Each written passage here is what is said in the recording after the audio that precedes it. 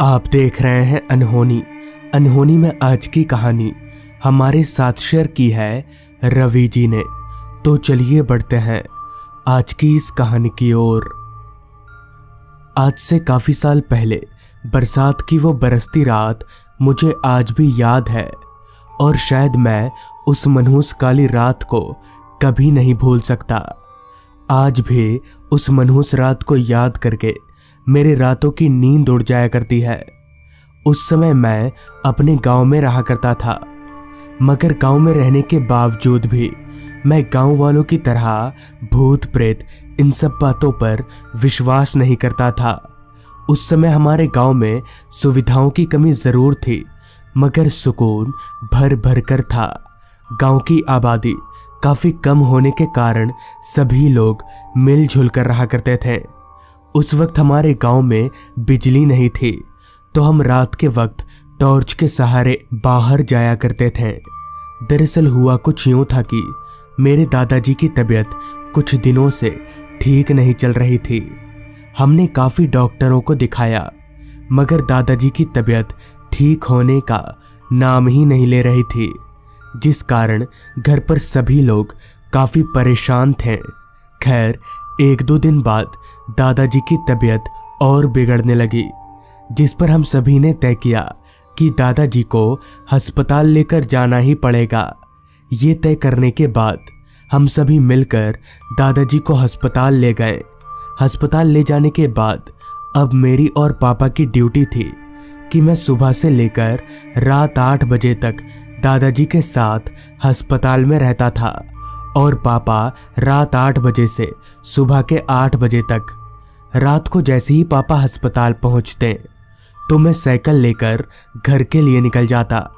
हमारे गांव से अस्पताल लगभग 15 किलोमीटर दूर था, तो मुझे साइकिल चलाकर आने या जाने में तकरीबन 1.5 से पौने 2 घंटों का समय लगता था। ऐसे ही एक बार जब पापा रात के 8 बजे अस्पताल पहुंचे तो मैं साइकिल लेकर घर की तरफ निकल गया। उस समय रात के 8 बजना यानी काफी रात, जिस कारण मुझे दूर दूर तक मेरे अलावा और कोई भी नहीं दिख रहा था।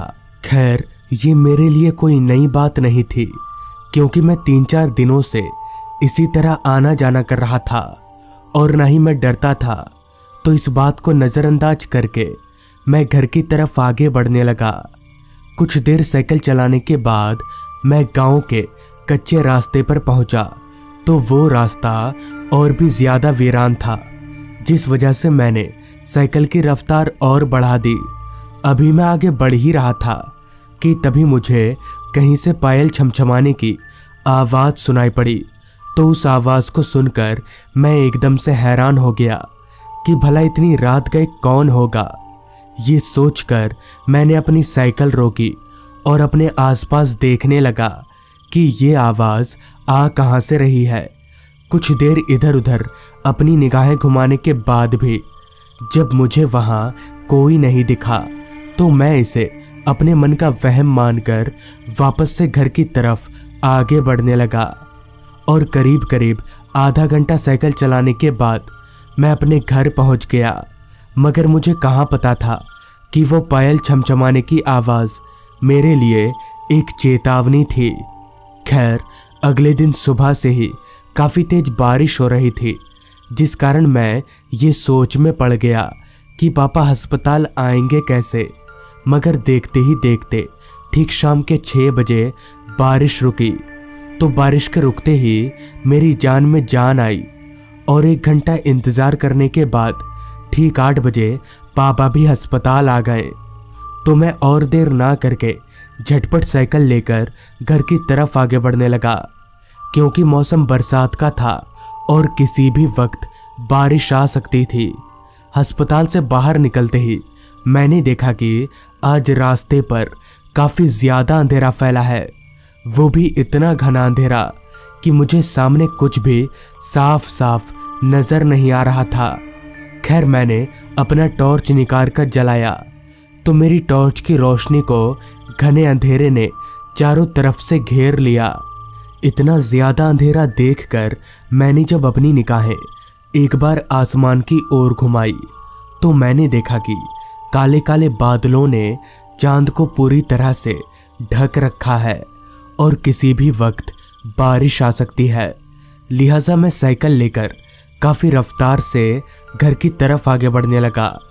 रास्ता इतना सुनसान था कि मेरे पेडल मारने की आवाज मुझे साफ साफ सुनाई पड़ रही थी और साथ ही साथ आ रही रात कीड़ों की आवाजें उस माहौल को और भी ज्यादा सुनसान बना रही थी। अभी मैं कुछ आगे बढ़ ही रहा था कि तभी जोरदार बिजली गरजने के साथ हल्की हल्की बूंदाबांदी बारिश शुरू हो गई। अभी मैं जिस रास्ते पर आगे बढ़ रहा था उस रास्ते पर ना तो दूर दूर तक कोई घर था और ना ही कोई दुकान जहां मैं बारिश से बचने के लिए रुक सकूं। तो मैं इधर उधर समय जाया ना करके काफी रफ्तार से साइकिल भगाने लगा। मगर मेरी किस्मत को ये कहाँ मंजूर था कि मैं सही सलामत घर पहुंच जाऊं, क्योंकि कुछ दूर आगे बढ़ते ही बूंदाबांदी बारिश मूसलाधार में बदल गई। तो मैंने अपनी साइकिल को रास्ते के किनारे पर एक पेड़ के नीचे रोका, मगर बारिश इतनी तेज थी कि पेड़ के नीचे खड़े रहने के बावजूद भी मैं हल्का फुल्का भीग ही रहा था। एक तो घना काला अंधेरा, ऊपर से छमछमाती बारिश एक ऐसी माहौल बना रही थी जिसे मैं लफ्जों में बयां नहीं कर सकता। खैर, काफी देर इंतजार करने के बावजूद भी जब बारिश नहीं रुकी तो मैंने अपने मन ही मन में कहा, लगता है आज बारिश नहीं रुकेगी और मुझे भीगकर ही घर जाना पड़ेगा। और 5 मिनट इंतजार करने के बाद भी जब बारिश नहीं रुकी तो मैंने अपना साइकिल उठाया और बारिश में भीगते हुए घर की तरफ आगे बढ़ने लगा। अब रात काफी हो गई थी, जिस कारण पूरा रास्ता वीरान हो गया था। कुछ देर बारिश में भीगकर साइकिल चलाने के बाद मैं गांव के कच्चे रास्ते पर पहुंचा। तो कच्चा रास्ता होने के कारण रास्ते पर काफी कीचड़ फैला हुआ था, जिस वजह से मुझे साइकिल चलाने में काफी परेशानियों का सामना करना पड़ रहा था। खैर, अभी मैं किसी तरह से उस कच्चे रास्ते पर आगे बढ़ ही रहा था कि तभी मुझे फिर से पायल छमछमाने की आवाज सुनाई पड़ी। इस बार वो आवाज काफी तेज थी कि मानो वो आवाज मेरे करीब से ही आ रही हो। लेकिन इस बार उस आवाज को सुनकर मैं समझ गया कि ये मेरे मन का वहम नहीं है। ये सोचते ही मैंने साइकिल रोकी और वो आवाज आ कहां से रही है ये देखने के लिए अपनी निगाहें इधर उधर घुमाने लगा। तो जैसे ही मैंने अपनी निगाहें पीछे की ओर घुमाई तो पीछे का नज़ारा देखकर मैं काफी हैरान रह गया, क्योंकि पीछे एक औरत खड़ी थी और वही औरत अपना पैर पटक पटक कर पायल की आवाज निकाल रही थी। उस औरत के बाल इतने लंबे थे कि जमीन को छू रहे थे, मगर वो औरत दूसरी तरफ मुंह करके खड़ी थी, जिस कारण मैं उसका चेहरा नहीं देख पा रहा था। इस पर मैंने मन ही मन में कहा, ये औरत इतनी रात के इस जंगली रास्ते पर क्या कर रही है। ये सोचने के बाद मैं वहां ना रुककर वापस से घर की तरफ आगे बढ़ने लगा। अभी मैं थोड़ा आगे बढ़ा ही था कि तभी मुझे वापस से रास्ते के बीचों बीच वही औरत खड़ी दिखी। मगर वो औरत इतनी जल्दी मेरे आगे आई तो आई कैसे? मैं तो साइकिल काफी रफ्तार से भगा रहा था। अब मुझे लगने लगा था कि जरूर दाल में कुछ काला है और मेरा यहाँ रुकना ठीक नहीं होगा। ये सोचकर मैं अपनी साइकिल को उस औरत के बगल से निकालने लगा।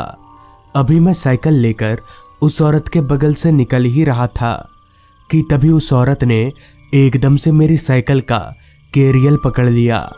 तो उस औरत के कैरियल पकड़ते ही मैंने जब पीछे मुड़कर देखा तो इस बार पीछे का नज़ारा देखकर मेरे होश उड़ गए और मैं जोर जोर से कांपने लगा, क्योंकि उस औरत का चेहरा पूरी तरह से जला हुआ था और उसकी आंखें सफ़ेद चमक रही थीं। ये देखकर मैं समझ गया कि ये कोई औरत नहीं बल्कि चुड़ैल है और अब मैं शायद नहीं बचूंगा। अभी मैं डर के मारे कांप ही रहा था कि तभी उस चुड़ैल ने एकदम से मेरा गला पकड़ लिया। अभी मैं मरने ही वाला था कि तभी मुझे ढूंढते हुए मेरे चाचा वहां आ पहुंचे और मेरे चाचा के आते ही वो चुड़ैल हवा में धुआं हो गई। दरअसल मैं काफ़ी देर से घर नहीं पहुंचा था, तो मेरे चाचा परेशान होकर मुझे ढूंढते हुए यहाँ तक चले आए। तो इस तरह से उस रात मेरी जान बच गई। तो दोस्तों, ये थी आज की कहानी। अगर आपको ये कहानी अच्छी लगी हो तो चैनल को ज़रूर सब्सक्राइब कर लें। तो मैं आपका दोस्त आर्यन जल्द ही मिलूँगा आपसे ऐसी ही एक कहानी के साथ।